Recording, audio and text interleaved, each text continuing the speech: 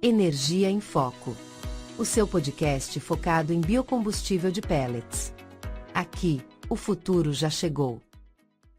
Seja bem-vindo ou bem-vinda ao podcast Energia em Foco, o seu podcast sobre o poder dos biocombustíveis de pellets. Hoje a gente vai fazer uma exploração aqui no mundo dos pellets de madeira. É um combustível que está ganhando muito destaque, né? Vamos entender melhor de onde isso vem, como é que se faz e por que tanta gente está falando deles como fonte de energia. A nossa conversa vai se basear num guia bem completo chamado Da Floresta à Sua Lareira, que detalha assim o processo todo. E o nosso objetivo aqui é desmistificar um pouco os pellets, entender a fundo a produção, o impacto no ambiente, na economia também, e qual o potencial deles como combustível sustentável de verdade. Então vamos começar pelo básico, né? O que são esses pellets? Acho que muita gente já deve ter visto aqueles cilindrinhos pequenos. Sim, geralmente 6 a 8 milímetros de diâmetro, uns 10 a 30 de comprimento, são feitos de resíduos de madeira compactados. Serragem, aparas, essas coisas. Quase como se fossem umas cápsulas de energia concentrada, né? Exatamente, é energia densificada. E essa densidade é um ponto-chave, pelo que vi. O guia fala em algo como 4,5 a 5,0 kWh de energia por quilo. Isso é bastante. E tem outras características importantes. A umidade tem que ser baixa, né? Máximo de 10%, e pouquíssima cinza, menos de 0,7%. Isso deve fazer diferença no uso. Faz toda a diferença. Essa eficiência, por exemplo, é muito superior à da lenha comum. Um bom equipamento a pellets chega a 90% de aproveitamento do calor. Já a lenha, numa ladeira aberta ou fogão mais simples, talvez 60%, 70% no máximo. É muita energia que se perde. Nossa, é uma diferença bem grande mesmo. E tem o lado ambiental, que é um argumento muito forte para os pellets. Existe essa promessa da neutralidade de carbono. A ideia é que o CO2 que sai na queima é o mesmo que a árvore já tinha tirado do ar para crescer, sabe? Não adiciona CO2 fóssil. Entendi. Um ciclo fechado. Isso. E outra coisa, a emissão de material particulado, aquela fuligem finina, é bem menor. Pode ser até 90% menor que a da lenha tradicional. Isso é ótimo para a qualidade do ar. E claro, por virem de resíduos, são considerados 100% renováveis. Faz sentido. Então não é só um combustível alternativo, sabe? É apresentado como uma solução que tenta juntar eficiência, sustentabilidade e até, quem sabe, economia para quem usa. Num cenário de mudanças climáticas e conta de luz alta, é algo para se prestar atenção. Certo. Mas aí vem uma dúvida comum. De onde vem essa madeira toda? Porque a primeira coisa que pode vir à cabeça é: estão cortando árvore para fazer pellet. E o guia deixa claro que não é bem assim. Na verdade, a ideia central é o contrário. É usar o que sobra. São os heróis da reciclagem da madeira, digamos assim. Exato. A matéria-prima principal não vem de floresta derrubada para isso. Vem de onde, então? O guia lista algumas fontes principais. Sobras de serraria, tipo serragem, aparas, cascas, custaneiras. Coisas que antes talvez fossem descartadas ou queimadas de qualquer jeito. Também resíduos do manejo florestal, galhos, pontas de árvore, árvores que caíram ou precisaram ser retiradas por algum motivo, material de desbaste. E até sobras da indústria de móveis, né? Aquelas aparas, peças com defeito, só tem que tomar cuidado para não ter tratamento químico, claro. Isso. E um ponto que o guia ressalta bastante é a importância da seleção rigorosa dessa matéria-prima. Não é qualquer resíduo que serve. O fascinante aqui é como o processo já começa focado na qualidade. Precisa ter uma certa homogeneidade, a umidade inicial tem que estar controlada, idealmente abaixo de 50%. O tamanho das partículas depois da primeira trituração também importa, algo entre 2 e 5 milímetros é o ideal. Entendi. Já começa com certo padrão. Sim, porque isso vai impactar todo o resto do processo e, claro, a qualidade final do pellet é valorizar o que seria descarte, mas com critério. Ok, então temos essa matéria-prima que era um resíduo, agora selecionada e preparada. Como que ela vira aquele cilindrinho compacto e dourado? Qual a mágica? Bom, o processo industrial é bem interessante, né? Dá pra gente dividir em algumas etapas principais. Primeiro tem a recepção e limpeza. O material chega na fábrica, é pesado, inspecionado, aí passa por uma limpeza para tirar contaminantes. Imagina, pode ter pedra, metal. Pregos, por exemplo. Usam separadores magnéticos, peneiras. Exato. Depois vem a trituração e moagem. Se chegaram pedaços maiores, eles precisam ser reduzidos a partículas mais uniformes, como um grande processador de alimentos, né? Trituração primária, talvez secundária, para chegar no tamanho certo. E aí vem um passo que você mencionou como crucial, a secagem. Sim, essa etapa é vital. Por quê? Se a madeira está muito úmida, ela não compacta bem na hora de fazer o pellet e depois vai gastar muita energia para queimar, gerando menos calor útil. E se tiver seca demais, também não dá liga direito, né? A lignina não funciona como deveria. Isso, tem um ponto ideal. O guia fala em entrar no secador com uns 45, 50% de umidade e sair com 8 a 12%. É um controle bem fino. Usam secadores grandes, rotativos ou de esteira. Depois da secagem, pode ter uma etapa de condicionamento. O que é isso? É como temperar a madeira. Geralmente se adiciona um pouco de vapor para elevar a temperatura, ali para uns 80, 90 graus Celsius. Isso ajuda a amolecer a lignina, que é tipo a cola natural da madeira. Ah, entendi. Prepara para compactação. E usam aditivos? O guia menciona que aditivos naturais, como amido de milho ou óleo vegetal, até podem ser usados para ajudar na liga, mas que os pellets de qualidade premium geralmente não precisam. A própria lignina, ativada pelo calor e pressão, dá conta do recado. Certo. E aí vem a pelletização propriamente dita. Aqui é onde a coisa fica interessante mesmo. É o coração do processo. Usam máquinas chamadas pelletizadoras. Elas têm uma matriz, que é um disco ou anel cheio de furos pequenos e rolos que pressionam a serragem contra essa matriz. A pressão é enorme, né? Gigantesca. Coisa de 150 a 300 megapascais. Essa pressão força o material a passar pelos furinhos da matriz, compactando ele no formato do pellet. E o atrito gera calor também, imagino. Exato. A fricção eleva a temperatura ali na matriz para uns 70 a 90 graus. Esse calor, junto com a pressão, ativa a lignina que vai manter o pellet coeso depois. Aí tem umas facas que cortam os pellets no comprimento certo quando eles saem dos furos. Um processo bem engenhoso. E não acabou. Depois disso, tem um resfriamento e peneiramento. Por que resfriar? Porque os pellets saem quentes da máquina. E quentes, eles ainda estão meio moles, podem se deformar ou quebrar fácil. Ah, tipo tirar biscoito do forno? Tem que esperar esfriar para ficar crocante? Exatamente essa analogia. Precisam esfriar e endurecer para ganhar a resistência mecânica necessária. Depois de frios, eles passam por peneiras. Para tirar o pó e os quebradinhos, os finos? Isso. Garante que só os pellets inteiros e de qualidade vão para a embalagem. E o interessante é que esses finos não são lixo. Geralmente eles voltam para o início do processo para serem reaproveitados. Um ciclo bem fechado mesmo. O interessante é conectar cada etapa dessas ao resultado final. Se a gente pensar no quadro geral, vemos que não é só pegar a serragem e apertar. É um processo industrial sofisticado, com controle preciso de umidade, temperatura, pressão. Tudo isso para transformar um resíduo, que pode ser bem variado, num produto de alto valor agregado. Um combustível padronizado. Exato! Com performance controlada, a densidade, a durabilidade, o baixo teor de cinzas que você mencionou, tudo isso depende desse controle rigoroso. O monitoramento contínuo, como a amperagem do motor da pelletizadora ou a temperatura da matriz, dá indicações em tempo real sobre a qualidade da compactação. É tecnologia transformando resíduo em energia eficiente. Faz todo sentido.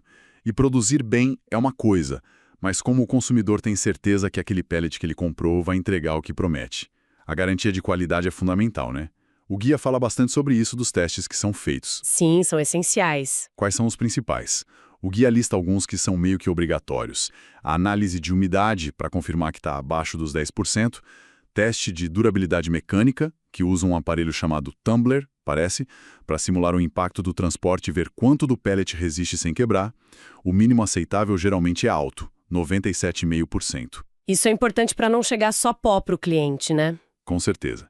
Tem também a análise de cinzas, para garantir que está abaixo do limite, tipo 0,7%, para não sujar demais o equipamento e ter uma boa queima. E claro, o poder calorístico, que mede quanta energia o pellet realmente tem. Geralmente o mínimo exigido é uns 4,6 kJ por quilo. E aí entram as certificações, né? Elas funcionam como um selo de confiança. O guia menciona as internacionais como a N+, muito forte na Europa, e a PFA Standard nos Estados Unidos. E também a norma brasileira, a NBR 16618. E por que é importante buscar um produto certificado? Bom, isso levanta uma questão importante para o consumidor. Por que pagar talvez um pouco mais por um pellet certificado? A resposta é simples. Garante consistência. Garante que aqueles parâmetros de umidade, cinza, durabilidade, poder calorífico foram testados e estão dentro do padrão. E mais do que isso, protege o seu equipamento. Um pellet ruim, com muita cinza ou com contaminantes, pode danificar um fogão, uma lareira ou uma caldeira cara. A certificação te dá uma segurança maior sobre o que você está colocando ali dentro. Entendi. É uma garantia de qualidade e de proteção para o investimento no equipamento. Exatamente. Voltando um pouco para os benefícios, aquele ponto da neutralidade de carbono sempre chama atenção. Como funciona essa lógica na prática? É realmente neutro. A ideia básica, como você já adiantou, é que a árvore, para crescer, puxa CO2 da atmosfera pela fotossíntese, né? Esse carbono fica armazenado na madeira. Quando você queima o pellet que é feito dessa madeira, ou do resíduo dela, você libera esse mesmo CO2 de volta para a atmosfera. Teoricamente, você não está adicionando carbono novo, que estava guardado há milhões de anos no subsolo, como acontece com o petróleo, o gás ou o carvão. É um ciclo curto, né? O carbono que estava circulando na biosfera continua circulando. Isso. E o guia traz uns dados comparativos de emissão bem interessantes. Para gerar 1 kW de energia, os pellets emitiriam algo como 0,02 kg de CO2. Compara isso com gás natural, que seria 0,20 kg, óleo combustível 0,26 kg e carvão 0,34 kg. A diferença é muito grande. É gritante. Claro que essa conta fecha melhor ainda se a madeira vem de manejo florestal sustentável, ou seja, de florestas onde se planta mais do que se corta, onde os ciclos são controlados e muitas vezes tem certificação, como a FSC, garantindo essa boa gestão. Com certeza. A origem sustentável da matéria-prima é crucial para validar esse argumento ambiental. Mas aí vem a pergunta de $1 milhão, né? Ok, é mais limpo, é eficiente, mas compensa no bolso? É a pergunta que não quer calar. O guia tenta responder isso com uma análise de custo por quilowatt gerado, usando dados pro Brasil em 2024. Os números são interessantes.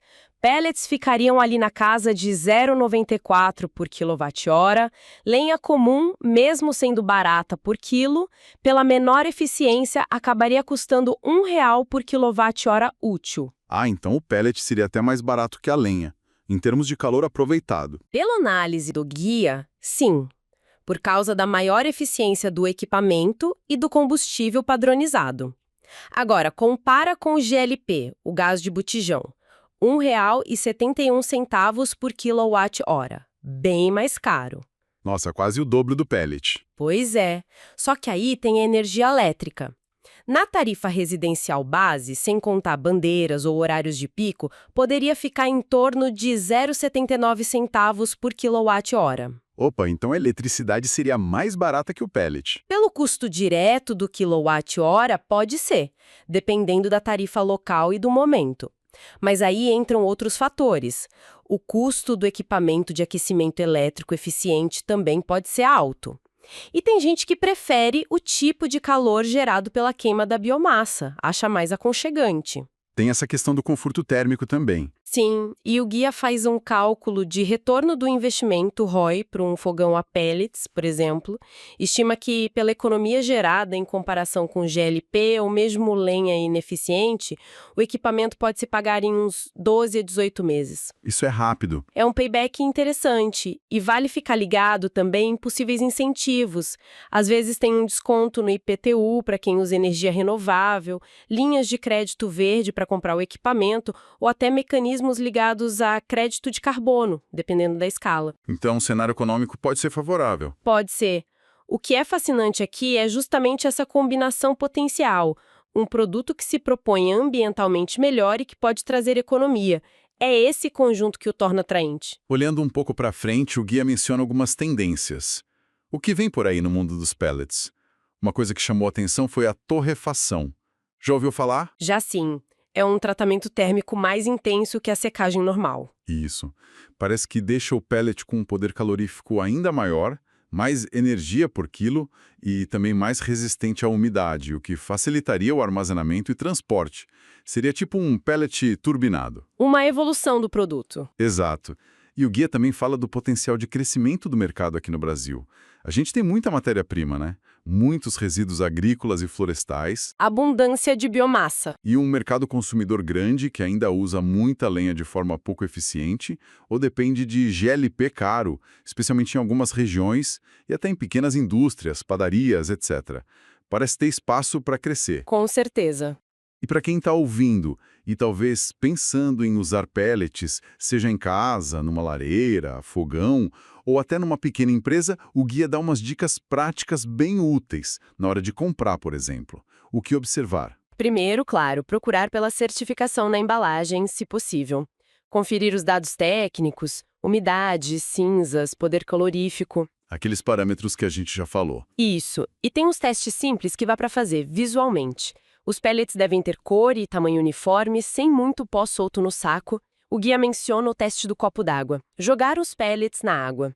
Um bom pellet denso deve afundar rápido e não pode turvar muito a água nem desmanchar facilmente. Interessante essa dica. E o cheiro? Tem que ter cheiro de madeira. Se tiver cheiro de química, de cola ou de mofo, é mau sinal. Bom ponto. E uma dica econômica importante. Comparar o preço por energia entregue, quilowatt-hora. Não só o preço por quilo. Um pellet um pouco mais caro, mas com maior poder calorífico, pode compensar. Calcular o custo do benefício real. Exato. E às vezes comprar fora da estação de pico de uso, tipo no verão, pode sair mais em conta. Planejar a compra. Boa estratégia. E sobre o armazenamento. O básico do básico. Lugar seco, longe de chuva, umidade, sol direto. Usar pallets para não deixar os sacos direto no chão ajuda a evitar que peguem umidade por baixo. E aquela regra de ouro de qualquer estoque. Usar primeiro o que foi comprado há mais tempo. FIFO. First in, first out. Para garantir que o produto não envelheça e perca a qualidade. Dicas simples, mas fundamentais. E eu queria reforçar um ponto que conecta tudo isso. A importância da combinação entre um bom combustível e um equipamento bem cuidado. A sinergia entre os dois. Exatamente, não adianta investir num pellet certificado de alta qualidade se o seu fogão, lareira ou caldeira estiver sujo, com a manutenção atrasada. Eficiência vai para o ralo. Vai para o ralo, a segurança pode ser comprometida e a vida útil do aparelho diminui. Então, usar pellets certificados e seguir à risca as recomendações do fabricante para limpeza e manutenção é essencial. É aí que você garante que vai ter a economia, a eficiência e a segurança que o sistema promete. É a conexão final entre todo aquele processo de produção que a gente discutiu e o resultado prático na sua casa ou negócio. Perfeito. Então, para a gente fechar essa nossa análise do guia Da Floresta à Sua Lareira, o que a gente viu foi uma jornada bem impressionante, né? Como um resíduo de madeira, que antes podia ser um problema, é transformado através de tecnologia, de controle de qualidade. Muita engenharia envolvida. Sim. E vira uma fonte de energia densa e eficiente e com um apelo de sustentabilidade muito forte. Parece realmente uma alternativa com muitos pontos a favor. Sem dúvida. E isso me leva a uma reflexão final, talvez indo um pouquinho além do que o guia cobre especificamente. O Brasil tem uma disponibilidade gigantesca de biomassa residual, não só de madeira, mas do agronegócio também, bagaço de cana, casca de arroz, palha, é muita coisa. Um potencial enorme. Enorme. E aí, pensando na urgência da crise climática, na necessidade de diversificar nossa matriz energética, de buscar segurança energética, será que a gente está realmente explorando todo o potencial dessa bioenergia? Os pellets são um exemplo excelente para o aquecimento. Mas será que eles ou outras formas de biomassa processada não poderiam ir muito além? Se tornar um vetor energético mais estratégico para substituir combustíveis fósseis em indústrias regionais, no próprio agronegócio para secagem de grãos, Ou até para gerar eletricidade em comunidades isoladas? Expandir o uso. Exato! Fomentar uma economia que seja genuinamente circular e de baixo carbono numa escala muito maior no país. Acho que esse é um potencial que a gente ainda arranha a superfície. Fica aí a reflexão. Uma ótima reflexão para a gente terminar. Esse foi o podcast Energia em Foco. Muito obrigado pela sua audiência. Você ouviu Energia em Foco, o seu espaço de energia renovável focado em biocombustível de pellets. Até o nosso próximo episódio.